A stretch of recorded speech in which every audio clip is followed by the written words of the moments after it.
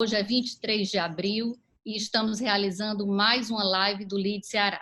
O LEAD é uma plataforma global presidida pelo ex-ministro Luiz Fernando Furlan. Essas lives usualmente são exclusivas para nossos filiados, mas nessa edição realizamos de forma ampliada, entendendo que esse conteúdo é de extrema relevância para o Brasil e para toda a sociedade. Além disso, contamos com a importante audiência da imprensa local e nacional. Informar a todos que esse conteúdo será disponibilizado na sequência nas redes sociais do LEAD Ceará. Hoje estamos reunindo 3 convidados de elevada expressão que julgamos serem determinantes para o curso responsável da nossa história no momento presente e para os reflexos que serão percebidos no futuro. Então, inicialmente, quero agradecer às honrosas presenças do senador Tasso Gereissati, do secretário do Tesouro Nacional, Mansueto Almeida, e do presidente do INSPER, Marcos Lisboa, que debaterão conosco sobre os desafios da economia brasileira face à Covid-19. Estão compondo esta bancada de debates Beto Studart, presidente da BSPA e vice-presidente da CNI, Deusmar Queiroz, presidente do Conselho das Farmácias Pague Menos e conselheiro da Abrafarma, Lauro Fiuza Júnior, presidente do Conselho do Grupo Servitec, Edson Queiroz Neto, chanceler da Unifor e conselheiro do Grupo Edson Queiroz, Danísio Barbosa, CFO do Grupo Três Corações e Mauro Costa, diretor da D2M Comunicação, todos membros do LEAD Ceará. Para todos que estão nos assistindo, peço que direcione as perguntas no chat, especificando para quem é a pergunta e se identificando com nome e empresa. A dinâmica de hoje será a seguinte: nós vamos ouvir inicialmente a exposição de cada um dos convidados, cada um deles com 10 minutos, e na sequência os debatedores formularão suas perguntas e também faremos as perguntas dos convidados e da imprensa. Estamos aqui com o senador Tasso Gereissati, também empresário. Primeiramente, muito obrigada pelo aceite ao convite, senador. Diante de um momento sem precedentes na história e muito desafiador, quero registrar que o senador Tasso Gereissati já enfrentou várias crises em sua trajetória. Quando governador, recebeu um estado endividado e insolvente, com alta mortalidade infantil, e ainda assim construiu e executou um modelo fiscal exemplar para o Ceará, que até hoje se perpetua. Como parlamentar, tem empunhado bandeiras estruturantes para o país. É autor do projeto de lei e relator do novo marco legal para o saneamento básico, no qual tem empreendido enorme esforço.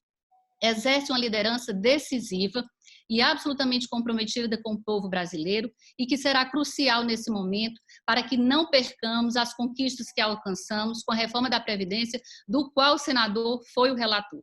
Como eu disse, hoje o desafio é muito maior e, lamentavelmente, estamos contabilizando vidas perdidas todos os dias. A saúde e a própria educação, 2 pilares essenciais ao cidadão, já não são compatíveis com a densidade demográfica e as necessidades do povo brasileiro há muito tempo. De outro lado, temos uma dramática parcela de trabalhadores que vivem do dia após dia, além dos miseráveis, que somados dão a conta da desigualdade social histórica. O Brasil é o país das potencialidades, mas é difícil decolar. Os últimos anos foram desastrosos e o ministro Paulo Guedes declarou recentemente que estávamos indo bem, mas ninguém esperava se deparar com esse inimigo. O fato é que, diante de um motivo alheio à vontade de todos, temos uma conta a pagar. E a sociedade, como provedora desta conta, através dos impostos que paga, quer pagar uma conta justa, que atenda a população brasileira vítima do vírus e que atenda a população brasileira vítima da fome. Mas não queremos, de nenhuma forma, agravar nossa desigualdade social. Não queremos, de nenhuma forma, deixar esta dívida para as futuras gerações. E precisamos fiscalizar e cobrar para que nossos governantes não desperdicem energia e principalmente recursos, remetendo a uma destruição sem precedentes do já tão fragilizado povo brasileiro.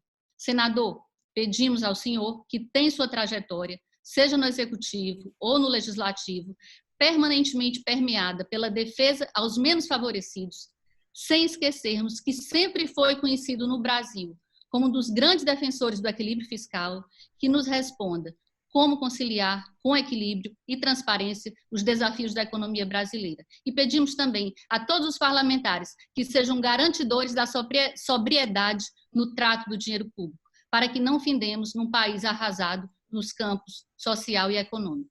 Com a palavra, senador. Muito obrigado, Emília, muito obrigado pelas gentis palavras generosas. Boa tarde a todos aí, amigos que estão presentes, o Mansueto, eu não estou vendo aqui no meu Marco Lisboa, está aí também?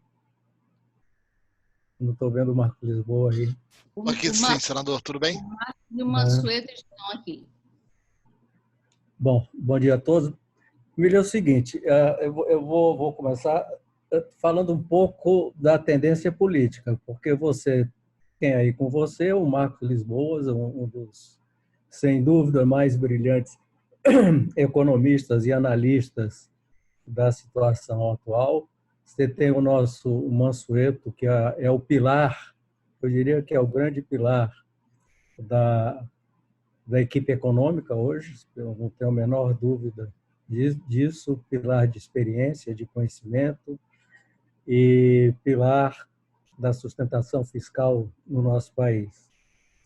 Cearense como a gente, às vezes ele fala com sotaque meio carioca, mas é para enganar as namoradas.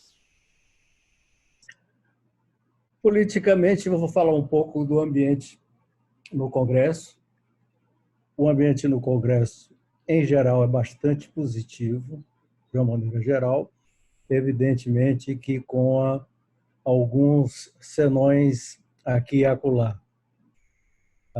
Nós temos conseguido ter votações importantes, apesar da crise, votações remotas, discussões remotas, que é uma novidade para a gente, uma coisa muito nova, no Senado, principalmente, onde eu milito, fazer acordos com 81 senadores de diferentes regiões, diferentes tendências, diferentes pensamentos através de vídeo não é fácil, mas nós temos conseguido fazer andar tudo aquilo que tem dependido exclusivamente do Congresso. Existe também, o que é formidável, a meu ver, uma união muito grande de todas as tendências contra o vírus, vamos dizer assim. Se você observar, nós temos um outro fato raro no Senado, que são votações praticamente unânimes ou por maioria super absoluta. Não temos tido grandes embates nas votações, o que significa o consenso que nós temos da importância e da gravidade da pandemia que nós estamos vivendo. Por outro lado, posso dizer também que há um consenso ao redor da obediência aos comandos das organizações mundiais de saúde, do Ministério da Saúde, do antigo ministro Mandetta, que dava as diretrizes e refletia os comandos da Organização Mundial de Saúde. Assim, como não vejo nenhum tipo de reação a esse grande sacrifício que nós estamos fazendo, que é o do distanciamento social, que traz enormes consequências econômicas e sociais para a nossa sociedade. Talvez aqui e ali, à medida que a gente ouve essa sensação de que questão fiscal, e todos que conhecem a minha história sabem o cuidado e o zelo que tive sempre pela questão fiscal, e como houve essa consciência de que no momento não é de preocupação com a questão fiscal, e sim com as vidas, com a pandemia, é o nosso inimigo, e é preciso usar de todos os recursos necessários para combater o vírus, comece a haver um certo esquecimento de que esse gasto, quase todos necessários, e começam a aparecer alguns exageradamente benevolentes, é uma conta que nós vamos ter que pagar um dia. Provavelmente já começaremos a pagar essa conta no ano que vem. De novo, todos nós, políticos, empresários, população brasileira, e principalmente a parte mais vulnerável da nossa população, especialmente aqui no nosso estado, que tem uma desigualdade tão grande e tão forte. Nós começamos agora a discutir também o consenso, que é a necessidade de uma ajuda forte aos estados. Eu estou olhando aqui para o Marcos Lisboa, como é que fica a cara dele, como eu falo isso, mas eu sei que ele também concorda com isso. Nós precisamos fazer um ajuste forte, uma ajuda forte do Tesouro da União com os estados, que provavelmente, dentro de poucos dias, alguns já não terão condições de pagar aquilo que é básico, que é necessário para a sustentação dos seus serviços públicos. Isso precisa ser urgente, isso precisa ser rápido, mas existem aí alguns exageros. E esses exageros, infelizmente, também fogem um pouco desse clima geral que eu falei de consenso, de tentativa de união, de desconsiderar os pensamentos ideológicos, as diferenças partidárias, e esses exageros de alguns senões que começam a aparecer desnecessários. Uma briga desnecessária entre o presidente da Câmara e o ministro da Fazenda, entre o presidente, entre o ministro da Fazenda e o presidente da República e os governadores, o que causa um desarranjo e uma falta de coordenação absolutamente prejudicial para o clima que nós estamos vivendo. E temos também, ao fim de tudo, um presidente da República que está confundindo os sinais desde a questão propriamente sanitária, ao distanciamento social, que é absolutamente recomendável hoje, até os sinais em relação à própria democracia brasileira, já que no último domingo, por exemplo, criou um clima de mal-estar e desviou o foco da grande questão que é o vírus para uma questão política e mais do que uma questão política, até uma questão institucional.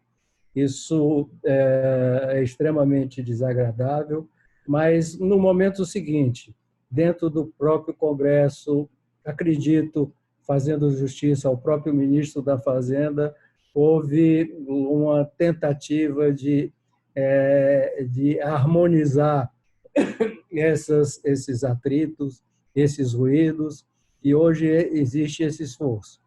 Enfim, coloco que o clima, então, geral, hoje no Congresso Nacional, é um clima positivo, de boa vontade. E nós vamos e temos que observar, e essa é a postura, eu diria, de 90% do Senado, as orientações que serão dadas, primeiramente, do Ministério da Saúde e das organizações mundiais de saúde, com base técnica, base científica, e não fugir em nenhum milímetro a essa orientação. Acho que é isso que eu poderia resumir, ficando à disposição de todos aí e ouvir aí os nossos outros convidados. Ok.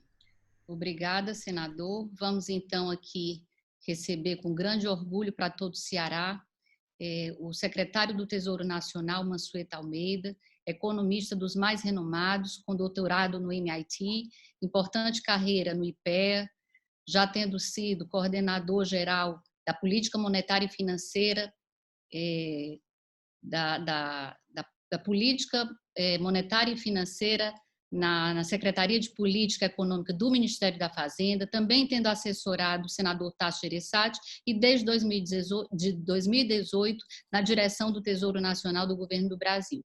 Mansueto é homem público dos mais respeitados e um alto executivo do governo federal, que merece nosso reconhecimento por sua postura absolutamente técnica, apartidária e responsável com o nosso país. Secretário, além de agradecer a sua participação, gostaríamos que fizesse uma análise sobre o desafio de hoje e do amanhã, sobre a dimensão da responsabilidade econômica do governo brasileiro, sobre a forma com a qual esses recursos do orçamento emergencial e do Plano Mansueto devem ser liberados com a máxima transparência e chegando em quem realmente precisa chegar, seja nas ações emergenciais dos estados e municípios, no cidadão, no trabalhador, mas também no pequeno empresário, onde muitas vezes a burocracia não permite seu alcance. E nos diga também sobre se é razoável, num cenário onde todos terão que fazer sacrifícios e onde, mesmo reconhecendo o valor do serviço público brasileiro, temos uma estrutura superdimensionada em algumas áreas e não conseguimos conceber que numa guerra como a que nós estamos vivendo, alguns setores sejam poupados. Secretário, a palavra é sua. Antes de tudo, Emília, obrigado pelo convite. Quero, no seu nome, agradecer o convite e estar na presença aqui, enfim, dessa live com o senador Tasso Gereissati, com quem eu cumprimento, tenho um profundo respeito pelo senador Tasso, conheço há muito tempo, já trabalhei com ele, e meu amigo Marco Lisboa também, enfim, que é um prazer sempre estar discutindo aqui, em qualquer momento, com o Marcos. Fazendo só uma correção, eu não tenho doutorado, eu fiz todos os créditos de doutorado, fiz a pré-defesa da tese, mas nunca defendi a tese. Então, sou aquela pessoa que fez todos os créditos, mas não defendeu a tese. Dito isso, vamos passar para o que interessa. Primeiro, sejamos muito claros, nós estamos num momento muito difícil. Nós estamos num momento muito difícil, não é só o Brasil, é o mundo todo, que a gente foi pego por uma crise da saúde que se espalhou para a economia. E a gente está hoje, enfim, com uma parcela relevante de todo o sistema produtivo brasileiro parado. Isso tem um custo muito alto. É um custo necessário, sim, porque o mais importante nesse momento são as vidas das pessoas. E, dito isso, vamos também deixar muito claro, numa crise como essa, o nosso objetivo principal, em primeiro lugar, é garantir recursos para a saúde. Não pode faltar recursos para a saúde, independentemente da situação fiscal de qualquer estado ou município no Brasil. Segundo, o governo tem sim que colocar programas para proteger aquelas pessoas em situação mais vulnerável, aquelas pessoas que dependem de programas públicos ou pessoas que estavam na informalidade. Então, o governo tem de fato que ajudar as pessoas que perderam fonte de renda a sobreviver, a ter fonte de renda nesse momento tão difícil. E terceiro, vários países, e o Brasil não é exceção, tem que colocar também à mesa programas para tentar manter a manutenção do emprego. Por isso que foram adotados programas como, por exemplo, durante alguns meses as empresas não recolhem alguns tributos federais. Durante alguns meses, as empresas que reduzirem salário, o governo vai compartilhar, vai repartir com a empresa essa redução salarial, permitindo uma espécie de seguro trabalhista. E vários outros programas que foram colocados à mesa, como também uma linha de empréstimo para empresas com faturamento até 10 milhões de reais poderem pegar um empréstimo a um custo de 3,75% ao ano para manutenção do emprego, para pagar a folha salarial com compromisso de manutenção do emprego. É um momento difícil? Os dados fiscais esse ano serão piores do que a gente esperava? Serão. A gente vai ter um déficit primário, para que todos tenham na cabeça os números. No ano passado, o déficit primário, que é tudo que o setor público arrecada, menos o que ele gasta, sem incluir a conta de juros, esse buraco fiscal de todo o setor público brasileiro no ano passado foi de 61 bilhões de reais. 61 bilhões de reais, equivalente a 0,9% do PIB. Esse ano, nós estamos caminhando para um déficit primário do setor público que deve ficar entre 500 a 600 bilhões de reais, possivelmente mais próximo de 600 bilhões de reais, que é algo muito próximo a 8% do PIB. Então, a gente vai sair de um déficit primário de 61 bilhões de reais para um número que será 10 vezes maior, 600 bilhões de reais. É mais ou menos hoje a conta que a gente tem.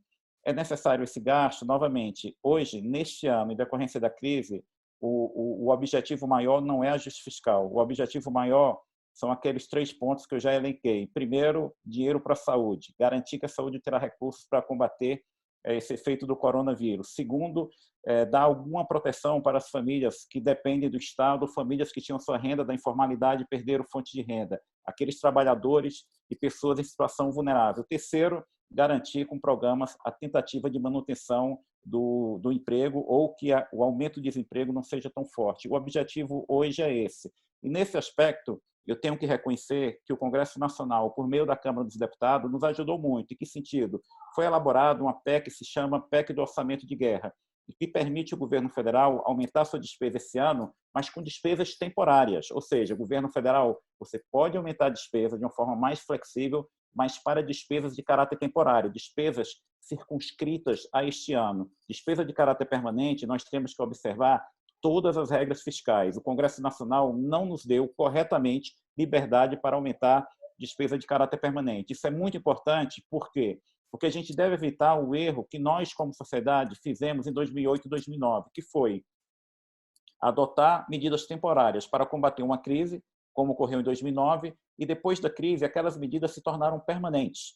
Teve vários programas subsidiados que começaram em 2009, que eram programas pequenos. Um programa do BNDES, naquela época, que chamava Programa de Sustentação do Investimento, era um programa de 40 bilhões de reais, em 2009. Só que esse programa ele foi ampliado e se transformou num programa, depois da crise, de 400 bilhões de reais. Então, esse tipo de erro a gente não pode cometer. Este ano, a gente terá números fiscais piores, sim, mas o ajuste fiscal tem que voltar no próximo ano. Vale lembrar que, ao contrário de um país desenvolvido, o Brasil ele já entrou nessa crise com a dívida muito alta.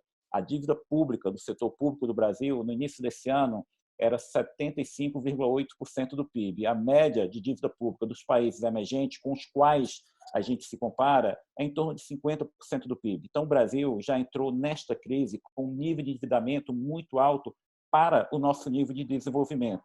E, possivelmente, a gente vai terminar o ano com a dívida bruta entre 85% a 90% do PIB. Se o Brasil fosse a Alemanha, se o Brasil fosse Estados Unidos, fosse França, esse nível de endividamento não nos preocuparia, mas o Brasil não é um país desenvolvido. O Brasil ele se financia no prazo muito curto. Enquanto os Estados Unidos conseguem vender um título de 10 anos, pagando uma taxa de juros nominal de 0,6, o governo federal, se ele quiser vender um título de 10 anos, ele vai pagar uma taxa de juros perto de 8%. Então, são condições de financiamento muito diferentes. A gente não tem o mesmo espaço para se endividar que tem um país desenvolvido. Dado isso, a gente precisa ter um certo cuidado, como você falou. Nós temos que fazer todo o gasto que for necessário, mas nós precisamos ter cuidado para não gastar além do necessário. E aí entra algo que é muito importante, que é o bom debate político. Eu tenho muita confiança no debate político, eu tenho muita confiança em que as pessoas respeitem o contraditório e nós não precisamos pensar de forma igual, mas o que é preciso é que todos respeitem o bom debate político, o que requer, o que exige um respeito ao contraditório. E eu acho que é isso que a gente precisa, ter um bom debate político para saber até que ponto nós podemos aprovar ou não a política e qual o custo dessas políticas. Um bom exemplo é essa questão, esse debate da ajuda aos estados e municípios. Eu acho que qualquer pessoa do governo federal ou de fora do governo federal, o próprio Marcos de Lisboa e outros colegas economistas, todos reconhecem o seguinte: o governo federal terá que ajudar estados e municípios. Por quê? Porque estados e municípios no Brasil, ao contrário de outros países, eles não têm autonomia de financiamento, eles não podem emitir título. Então, se há uma crise muito séria e todo mundo perde a arrecadação, cabe sim ao governo federal, de alguma forma, ajudar estados e municípios. O debate não é esse, a ajuda é necessária. O debate é, dado que é necessário ajudar, qual é o montante dessa ajuda e por quanto tempo? Eu acho que esse é o debate. Esse debate está ocorrendo, ocorreu na Câmara, agora está no Senado, novamente. Eu acho que com um bom debate político se chega a um meio termo razoável. Eventualmente, quando não se chega ao meio termo, se vai para voto, às vezes o governo ganha, às vezes o governo perde, mas isso faz parte do processo político. Eu confio muito no processo político, confio muito no bom debate político. E a gente tem que ter calma para fomentar esse bom debate político. Algumas coisas, por exemplo, o Senado aprovou muito rápido, a Câmara aprovou muito rápido, outras coisas não. Ontem foi aprovado uma regra no Senado que me preocupa, que foi uma expansão do BPC, que é o benefício de prestação continuada, que é um benefício permanente. Então, não é algo restrito à crise. Foi um aumento de gasto que pode chegar a 15, 20 bilhões de reais por ano de despesa extra. Já havia sido aprovado no Senado, a Câmara tirou, o projeto voltou para o Senado ontem e foi novamente aprovado. Isso é despesa permanente. E não foi dado, não foi definida a fonte de recurso. Então, possivelmente, nós teremos a indicação do Ministério da Economia será de veto, por uma exigência legal, quando se define uma fonte nova de despesa, de caráter permanente. Sem a definição da fonte de recurso, o governo tem que vetar. O veto do presidente pode cair? Pode, mas, novamente, tem que definir a fonte de recurso. Por meio do bom debate político, a gente pode decidir o que é essencial, o que é necessário ou não, mas a gente tem que ter, de uma forma muito clara, o custo de cada política pública. E se a gente quer, de fato, expandir o BPC, a gente tem que definir de onde virão os recursos para a expansão do BPC. Dito isso, novamente, eu acho que é uma crise muito séria. A gente não tem dimensão ainda do efeito, da velocidade de recuperação dessa crise, nem aqui no Brasil, nem no resto do mundo. O FMI soltou os dados de projeção de crescimento do mundo e do Brasil na semana passada. A gente vai ter um mundo que vai ter uma recessão, e o Brasil também, pelos números do FMI e do Banco Mundial, é uma queda de PIB de 5%. A velocidade de saída da crise ainda é muito incerta, vai depender de todos nós, como sociedade, de sentarmos à mesa para aprovar, inclusive, reformas que, se já eram importantes antes da crise, elas serão muito mais importantes depois da crise. Eu posso dar vários exemplos, o Marco sabe isso melhor do que eu. A gente tem um sistema tributário caótico. A gente, no Brasil, o que a gente paga de imposto não depende da renda, porque depende do contrato de trabalho, e é um sistema que você tem impostos com nome diferente sobre a mesma base de tributação e regras constantes, e mudanças de regras constantes. Esse tipo de coisa no Brasil tem que acabar. A gente tem que abraçar uma reforma tributária que torne o nosso sistema menos complexo e mais justo. Reforma administrativa é também necessário. Hoje, o setor público do Brasil, se um recém-formado entra no setor público federal aos 22 anos de idade, essa pessoa, aos 34 anos de idade, chegou no final da carreira. Uma pessoa de 34 anos de idade é muito jovem para chegar no final da sua carreira.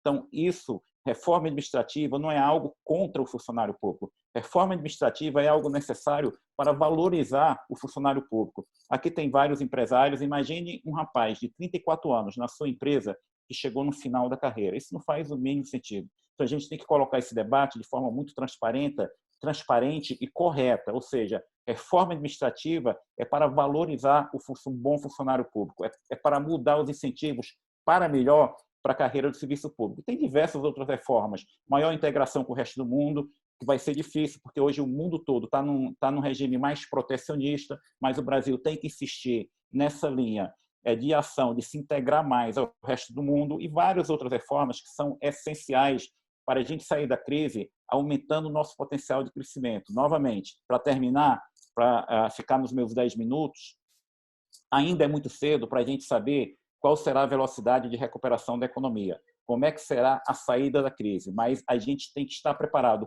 como sociedade para fomentar o debate político, porque as reformas serão ainda mais necessárias no pós-crise. Dito isso, quero agradecer mais uma vez e fico com meus comentários para as perguntas que virão. Tá ótimo. É a esse bom debate que nós nos sentimos chamados aqui no LIDE. Recentemente, o ministro Paulo Guedes fez essa provocação para a sociedade, para a iniciativa privada, e Marcos Lisboa, que será o nosso próximo convidado a falar, tem também feito essa provocação de modo bastante contundente. Agora, então, temos a imensa satisfação em ouvirmos esse grande economista, que é referência no país, Marcos Lisboa, PhD em Economia pela Universidade da Pensilvânia, com ampla trajetória na área acadêmica, já tendo sido vice-presidente do Itaú Unibanco, secretário de Política Econômica do Ministério da Fazenda e hoje é presidente do INSPER.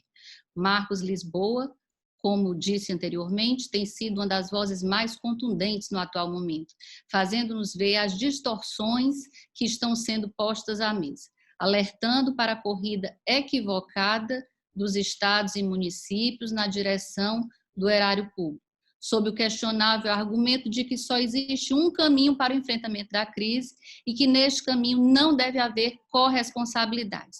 Então, Marcos, gostaríamos que você nos trouxesse a exata compreensão da dimensão deste cenário e o risco para o país e ainda que projeções podemos ter para a economia diante dessas variáveis. Marcos Lisboa. Bom, obrigado pelo convite, prazer estar aqui com vocês, tantos amigos. Vamos começar. Acho que primeiro, dando um passo para trás, tem que entender que o Brasil tem um problema estrutural de baixo crescimento. Nós crescemos menos que os países desenvolvidos há 40 anos. nós crescemos menos, muito menos que os demais emergentes há 20 anos. Né? Só para dar um número, a renda total do país, juros, lucros, salários, aluguéis, dividido pelo total dos trabalhadores, nos países emergentes fora da América Latina, cresceu 127% entre 95 e 2016. 127%. Estados Unidos, 48%. OCDE, 35%. Brasil, menos 19%. Então, nós temos um problema estrutural de baixo crescimento grave. Né? E esse problema tem várias causas. Uma delas é o crescimento quase que descontrolado do gasto público por razões legais, em grande parte. Né? Então, você tem normas de aposentadoria dos servidores públicos, regras de promoção nos estados e municípios, né? Gastos decrescentemente indexados, obrigações que são assumidas, né? E que fizeram com que a carga tributária, os gastos públicos crescessem 6% acima de inflação ao longo de 30 anos. 6% acima da inflação. Tá? E para compensar, tivemos algumas crises fiscais nesse caminho que atrapalharam o país, atrapalharam o crescimento, e um aumento descoordenado da carga tributária. Às vezes com criações de contribuições, às vezes com aumento disfarçado de impostos, como cotas. Quem está no mundo real sabe disso. Ágio era legal, o governo se beneficiou de ágio, agora não pode mais. Como é que é, a PLR, a regra, enfim. Você vai criando vários mecanismos para ir aumentando de maneira subreptícia a carga tributária, e o Brasil já é um país com uma carga tributária muito alta para um país pobre como o Brasil. O Mansueto falou da estrutura tributária disfuncional, não vou entrar em detalhes aqui, se quiser a gente pode detalhar, é completamente disfuncional e diferente do resto do mundo em muitos aspectos. Né? Nós temos uma tributação realmente que é contra o crescimento. Né? E pior, a gente confunde a pessoa jurídica com a física. Então começa essas teses, dividendo não paga imposto. Não é bem assim. Né? Dividendo é o lucro distribuído para o acionista que pagou imposto na empresa. Como o salário que a gente recebe é descontado, é líquido do imposto que você paga. Então não é que o acionista não paga imposto, ele pagou, o lucro dele pagou e ele recebe líquido do imposto. A gente confunde o tamanho da empresa com o tamanho da pessoa, da família. Eu posso ter uma empresa grande, um banco, uma grande empresa do setor real, que tem como acionista um fundo de pensão. Aliás, essa é a maneira saudável dos países. Né? Os fundos de pensão garantir a aposentadoria. Então, eu tenho uma pessoa que tem uma renda tem direito a R$10 mil por mês do lucro do banco, da empresa, e vai pagar uma alíquota de 35%, 34%, 45% de imposto. Né? Um pensionista. Né? Por outro lado, eu posso ter uma empresa no lucro presumido, no simples, que eu vou ter uma renda de R$1 milhão por ano ou mais, né? E vou pagar 15% de imposto. Né? Então você confunde o tamanho da empresa com o tamanho do acionista. Né? Eu posso ter uma empresa grande com acionista pequeno, eu posso ter empresa pequena com acionista grande. Então o ideal era fazer como o resto do mundo faz. Né? Ter uma tributação baixa na pessoa jurídica e tributo diferencial em função da renda da família. Aí você vai garantir que famílias ricas paguem mais imposto e famílias não tão ricas paguem menos imposto.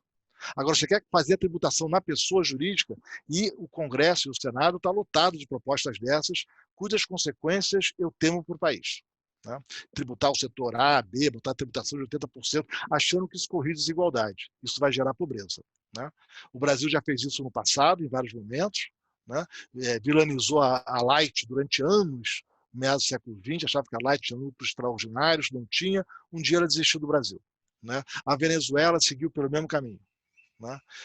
Infelizmente, o Brasil parece que confunde o tamanho da pessoa jurídica com da pessoa física, esquece de olhar os detalhes, é a medida para ganhar manchete de jornal e aquelas medidas que levam o país para uma crise muito preocupante. Então, esse é um primeiro ponto. Quer tributar os mais ricos? Tributa na pessoa física, jamais da empresa. Jamais da empresa. Isso é um equívoco lamentável. Né? E você acaba com o mercado de capitais, enfim, tem uma série de problemas aí. Os fundos de pensão vão sofrer muito com essas medidas. Vai ter muito pensionista com dificuldades por esse populismo descontrolado que domina algumas discussões. E, de novo, tem várias medidas dessa natureza saindo do Senado. Segundo ponto de preocupação. Além do sistema tributário, que foi se piorando e se degradando com os anos e cheio de distorções, é um sistema tributário que incentiva investimentos em áreas ineficientes, com uma série de distorções que ele tem. De novo, não acho que não é o caso aqui entrar em temas técnicos, comércio exterior no Brasil é igual. Né? E mais ainda, nós tivemos uma reação muito ruim à crise de 2008 e 2009, como o Mansueto mencionou.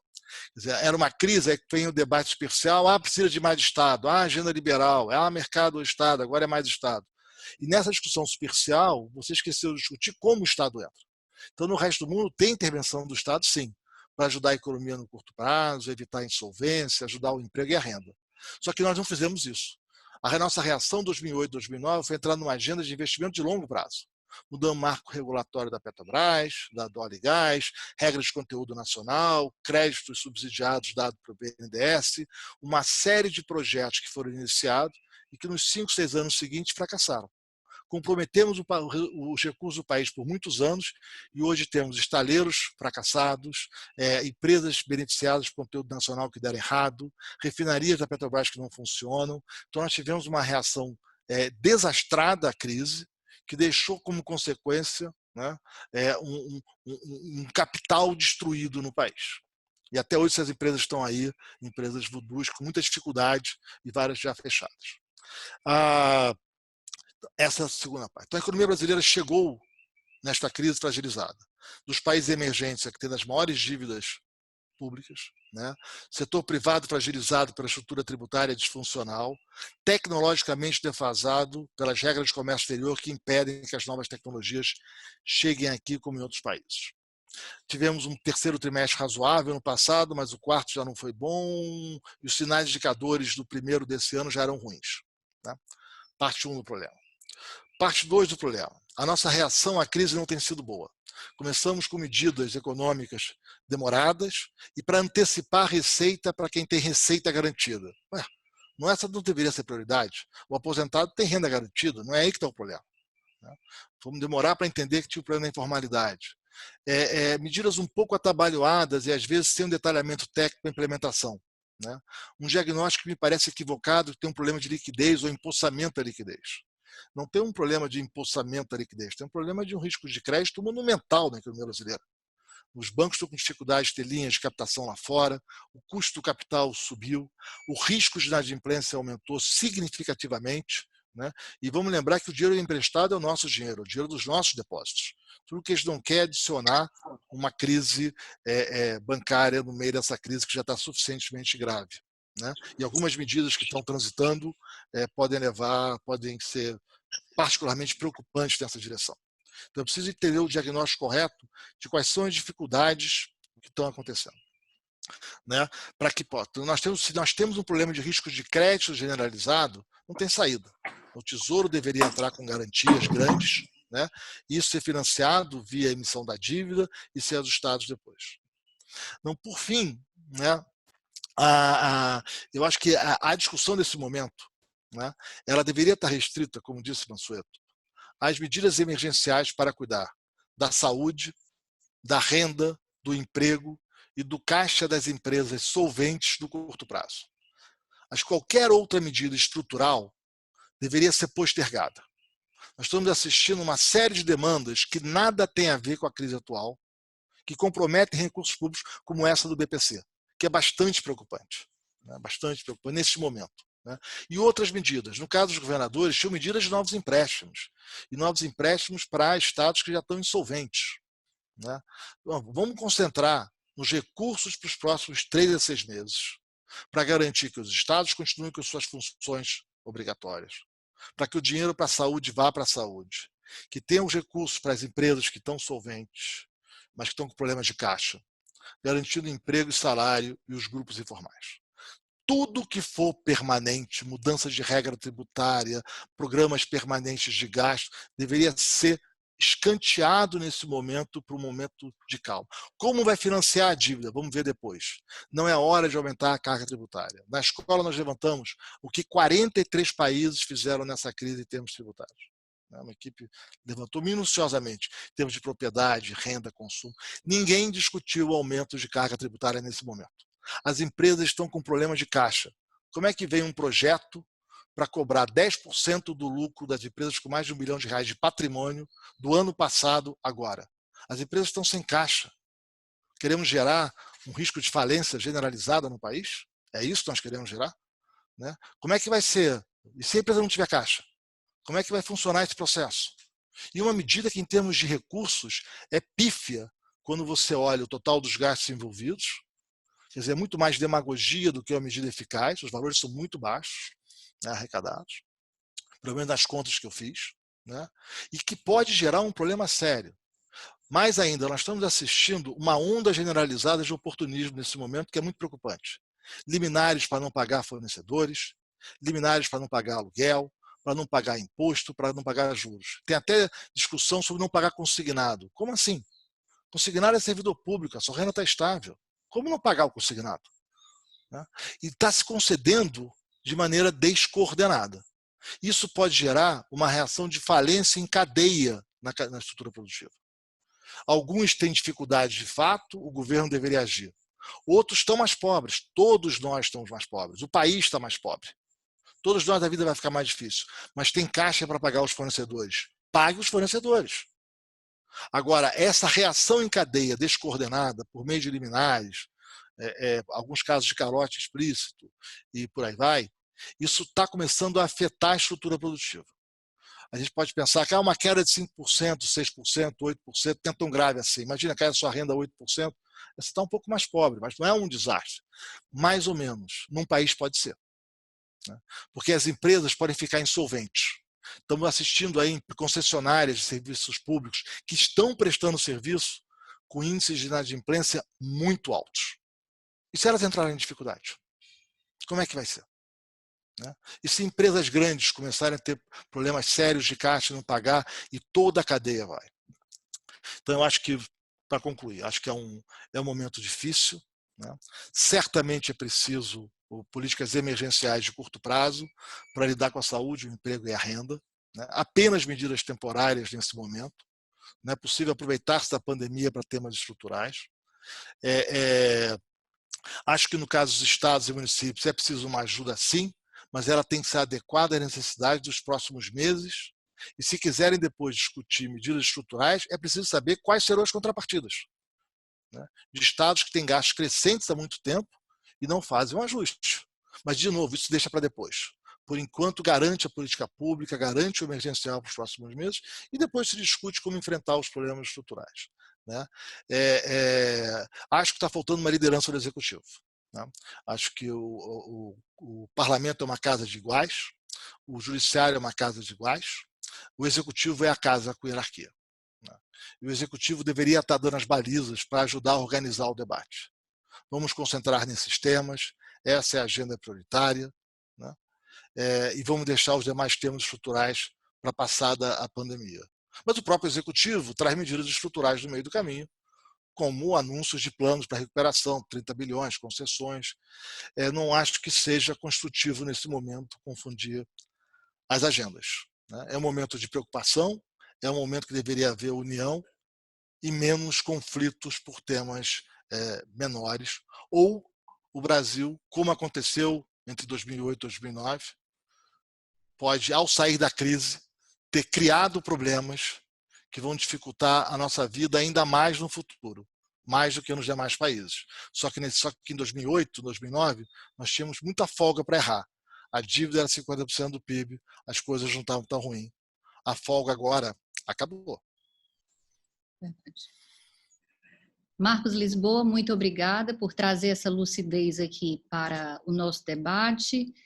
Nós vamos fazer agora uma rodada de perguntas com os debatedores aqui da sala e, na sequência, nós vamos às perguntas do público e também da imprensa que está nos assistindo. Então, vamos iniciar com Beto Studart. Bom dia ao senador Tasso Gereissati, ao Mansueto Almeida e o Marcos Lisboa. Eu não tenho nenhuma pergunta para fazer, assim, sem ponderação.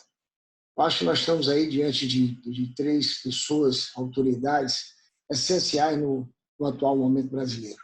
Primeiro, o Mansueto, por essa cabeça gigante, macroeconômica, rápida, para poder definir o que precisamos fazer.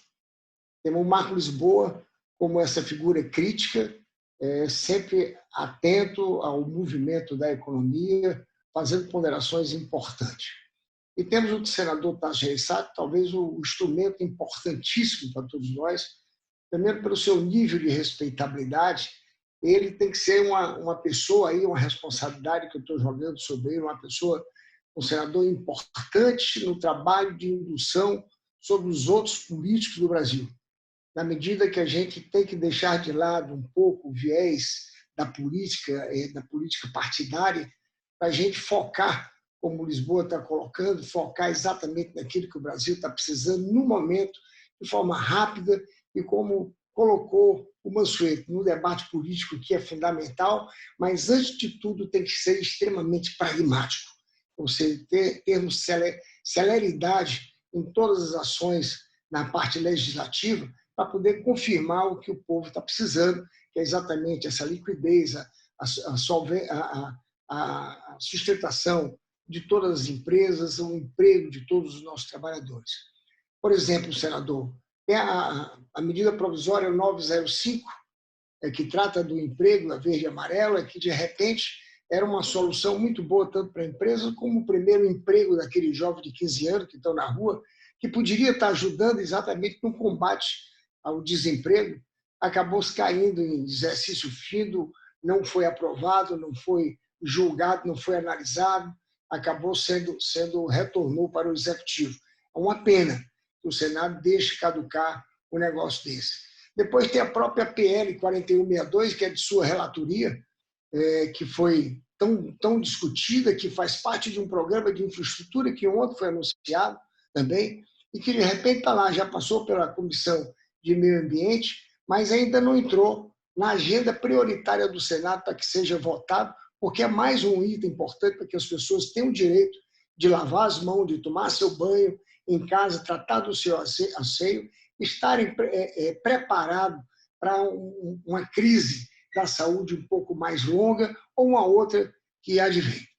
Então, senador, é só essa responsabilidade que o senhor tem que ter, além dos seus predicados como homem público, é servir de instrumento para que todos esses políticos que estão ali perto do senhor tenham essa ação pragmática para a gente resolver o problema nacional. Obrigado, Emília. Obrigada, Beto. Deusmar Queiroz.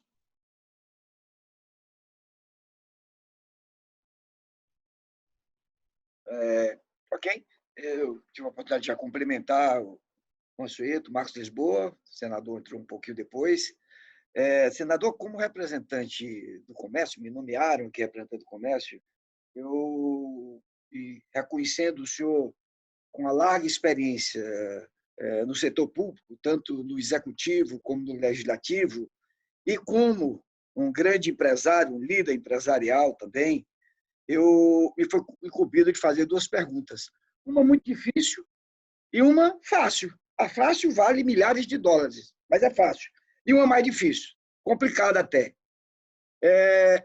Eu transito no IDV, que é o Instituto de Desenvolvimento do Varejo, que tem os 70 maiores varejistas do Brasil, Pão de Açúcar, Carrefour, Casa Bahia, Magazine Luiza, Riachuelo, e transito no CDL. O CDL que tem os médios e pequenos. Eu não preciso dizer para o senhor o que é que nós estamos vivendo hoje, comerciantes, as dificuldades que todos estão passando. E aí a pergunta é simples, mesmo considerando a preservação da vida e a preservação dos empregos, está na hora da retomada da atividade econômica, está na hora do comércio reabrir.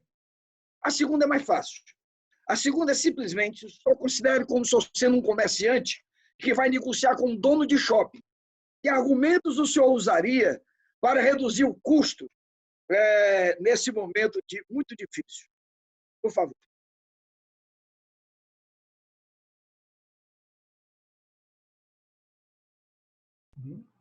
Não sei, é a Emília que dirige.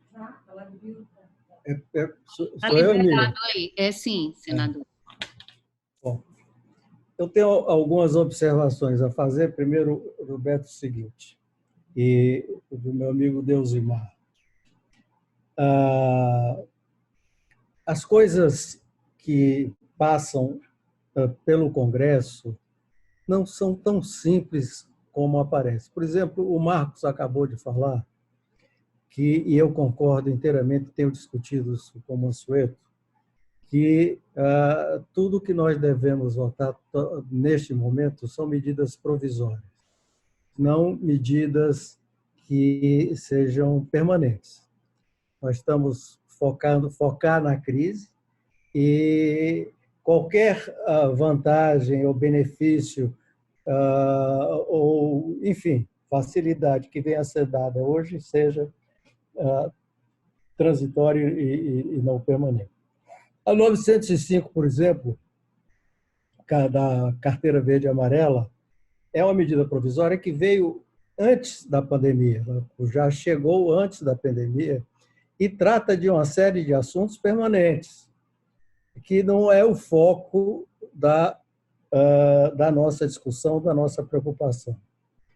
Quando nós começamos esse sistema de votação e sessão virtual, nós fizemos um acordo para que só votássemos questões relacionadas com a pandemia.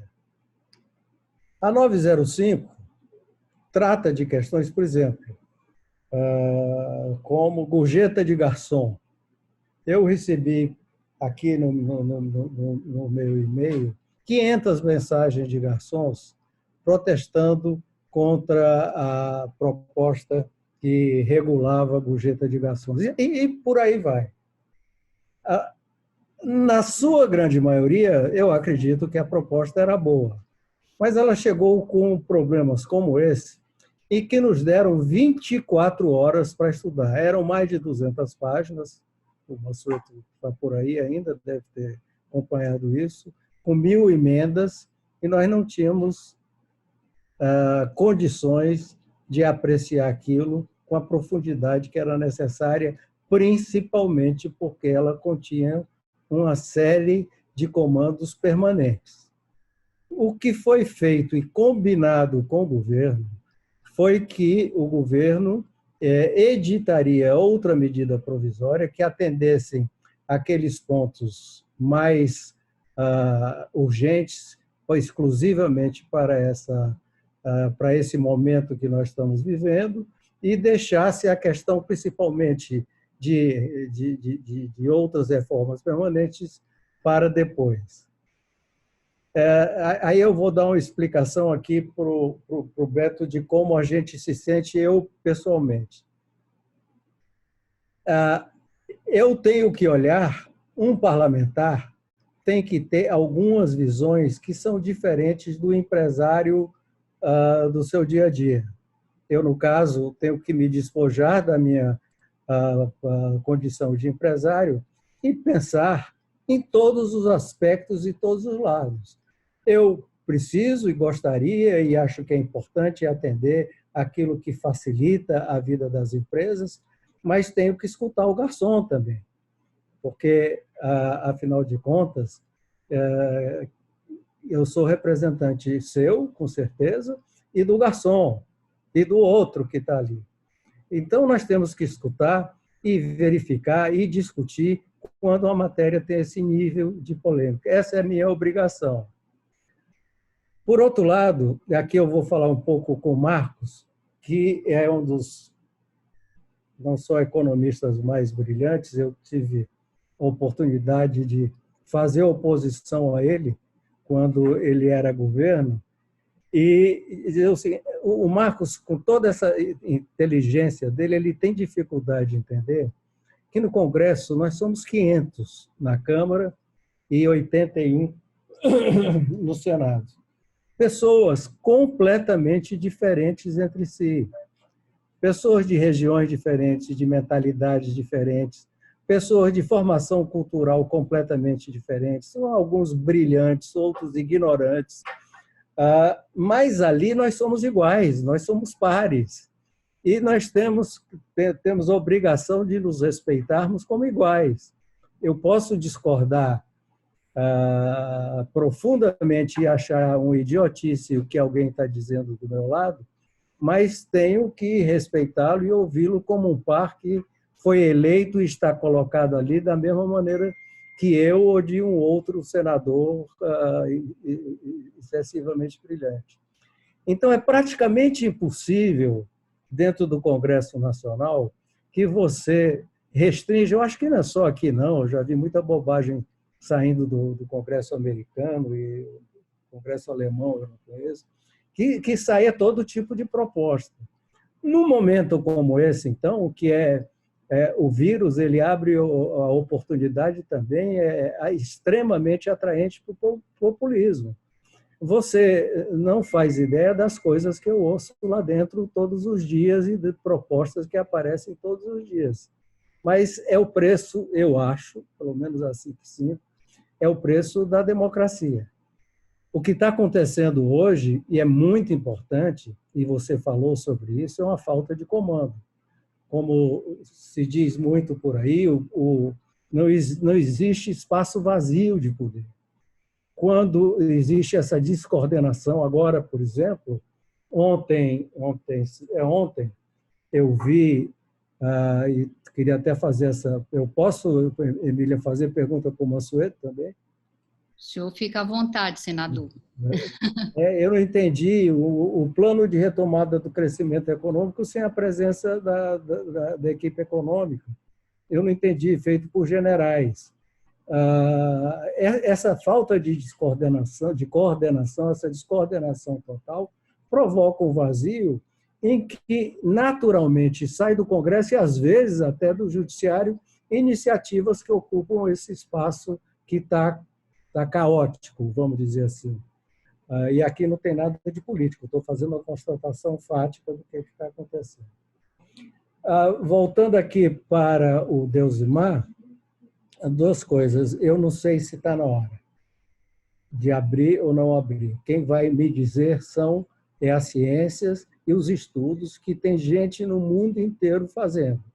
No momento que ela indicar, e os indicadores aqui do nosso estado do Ceará, especificamente, ou do Brasil, revelarem que tecnicamente já dá para se flexibilizar, eu vou humildemente obedecer, mesmo que tenha uma atuação empresarial que está sofrendo gigantescamente nesse momento. Você, Deusimar, sabe disso, o Beto sabe disso, talvez uma das que sofram mais. Mas o pior prejuízo que nós vamos ter, e compreendo como é que está o varejo, como é que está o pequeno varejo, menos você, Deusimar, você está melhor, não pode reclamar, não. Você deve estar vendendo muito remédio aí. Eu queria... que é melhor do que mortes, que também um caos na estrutura de atendimento de saúde vai trazer prejuízos gigantescos para a economia, maiores do que esses que nós estamos enfrentando agora.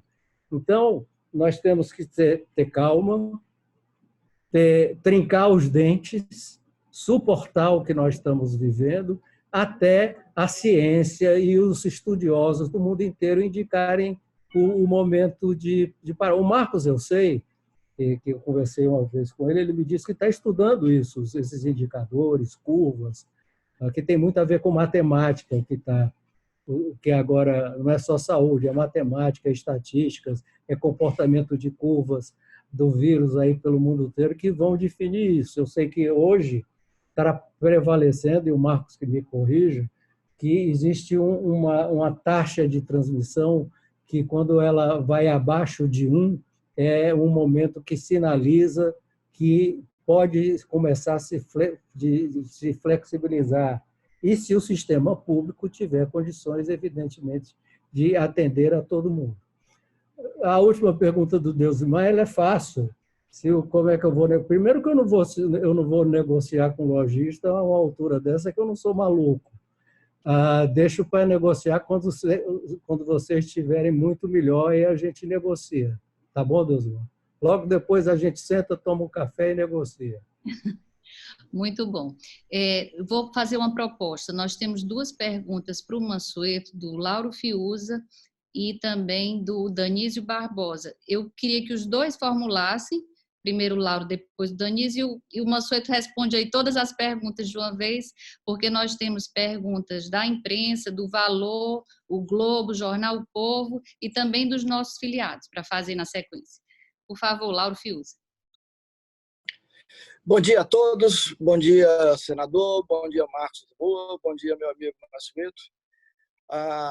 Nessa semana, o ministro Paulo Guedes informou que a retomada da economia vai se dar via investimento. Eu, como labuto há muitos anos, há mais de 10 anos, no setor de infraestrutura, de geração de energia eólica, de térmicas, sei muito bem que o Brasil não tem recursos para investir maciçamente nisso, no saneamento, na recuperação das estradas, etc. Para isso, nós precisamos trazer investidores externos, nós precisamos de capital lá de fora.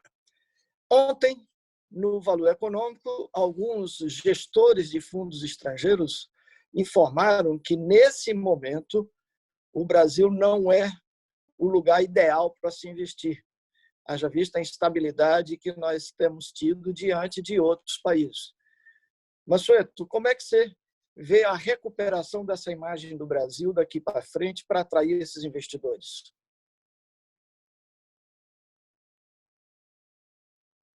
Ok, a Emília, agora eu faço a minha, né? Então, Isso, Danilo. boa tarde a todos. Boa tarde a todos, a senador Tasso Gereissati, secretário Mansueto e Marcos Lisboa e os colegas que estão aqui também debatendo. Eu queria aproveitar a pergunta que acabou de ser feita e acrescentar o seguinte: a gente falou nos aprendizados da crise de 2008, né? E como saiu o nível de dívida do Brasil depois dessa crise, né?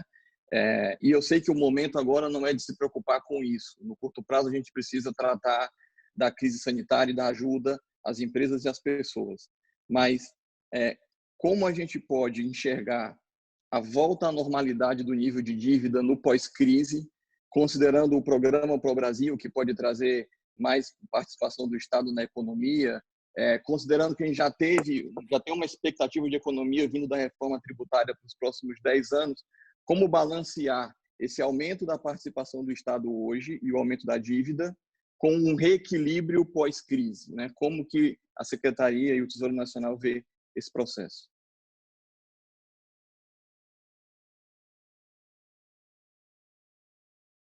Mansueto, seu áudio, por favor. Obrigado pelas perguntas, o Lauro, o Danísio, e o próprio senador Tasso, que também colocou uma pergunta que eu vou juntar com essas aqui. Um primeiro ponto que é muito relevante, que o Lauro falou, que é o seguinte: olha só, é muito claro que a retomada do crescimento do país, a gente vai ter que aumentar muito a taxa de investimento. E é claro que o governo não tem essa força para aumentar muito, para puxar o investimento via investimento público, porque falta espaço fiscal. Independentemente de teto, mesmo que não existisse teto de gasto, o governo também não teria espaço para aumentar muito o investimento público, porque teria que se endividar muito. Então, é muito claro que a nossa retomada vai precisar de investimento privado. E aí a gente vem no ponto que o Lauro falou, que é o seguinte: olha, mas como é que a gente vai atrair investimento privado se eu estou escutando de gestores que o Brasil, no melhor momento, não é um país para investir? No melhor momento, todos os investidores estão parados, eles estão querendo um pouco mais de certeza, um pouco mais de clareza no horizonte. Mas, quando sair da crise, cabe a nós mostrar para os investidores que o país tem condições de receber esse investimento, que nós teremos estabilidade de regra. Uma vez eu conversei com um grande empresário e perguntei para ele o seguinte: olha, o que é que lhe incomoda mais no Brasil? É a questão tributária? É a má qualidade da infraestrutura? Um empresário grande, enfim, de fora. E ele me falou: Mansueto, nada disso me incomoda no Brasil, porque tudo isso que você está me falando, da infraestrutura precária, de questões tributárias, tudo isso está no meu preço. Por isso que o meu produto que eu vendo no Brasil é um dos mais caros do mundo. O que me mata é quando tem mudança de regra, porque aí eu não consigo me antecipar. Essas mudanças de regras constantes é que, de fato, acaba com todo o meu planejamento. E é isso. Quando alguém toma a decisão de um investimento, não é por 1 ou 2 anos, é por décadas, por 10 anos, por 20 anos. Então, cabe a nós, nesse pós-crise, que aí volta o ponto que eu acho que eu, o Marcos, concordamos, e o senador Tasso também. É tão importante a gente avançar nessas reformas estruturais e ter marcos regulatórios adequados, justamente para dar segurança para o investidor privado, que ele pode vir ao Brasil fazer um investimento que ele vai ter durante anos ou décadas um retorno adequado. Foi isso que a gente errou, por exemplo, em alguns anos atrás. Por exemplo, nesse país, Lauro, que é do setor elétrico, você sabe melhor do que eu, de 2012 a 2015, por exemplo, todos os leilões de transmissão, de construir linha de transmissão de energia, a grande participação eram empresas estatais com financiamento público. Praticamente, o setor privado ficou ausente dos leilões de linha de transmissão de energia, construir linha de transmissão de energia de 2012 a 2015. A partir de 2016, o setor público saiu, o marco regulatório melhorou e praticamente todos os leilões foram, só quem participou foram empresas privadas e com financiamento privado.